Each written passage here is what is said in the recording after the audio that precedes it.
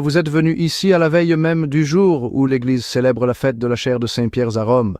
Regardez la chair d'où le premier pape adressait la parole aux premiers chrétiens, comme moi-même en ce moment.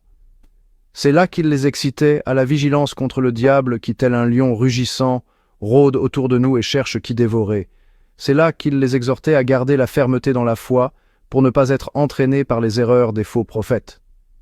Cet enseignement de Pierre continue dans ses successeurs et il continuera immuable à travers les temps parce que telle est la mission que le Christ lui-même a donnée au chef de l'Église.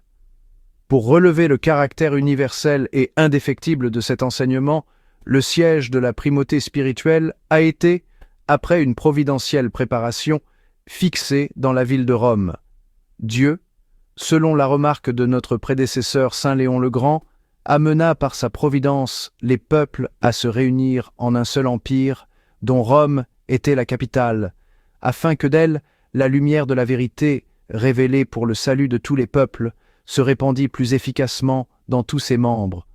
Les successeurs de Pierre, mortels comme tous les hommes, passent eux aussi, plus ou moins rapidement, mais la primauté de Pierre subsistera toujours, grâce à l'assistance spéciale qui lui fut promise quand Jésus le chargea de confirmer ses frères dans la foi.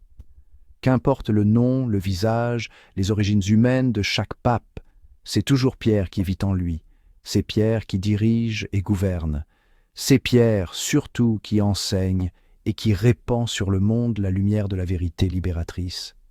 Cela faisait dire à un grand orateur sacré que Dieu a établi à Rome une chair éternelle. Pierre vivra dans ses successeurs, Pierre parlera toujours dans sa chair.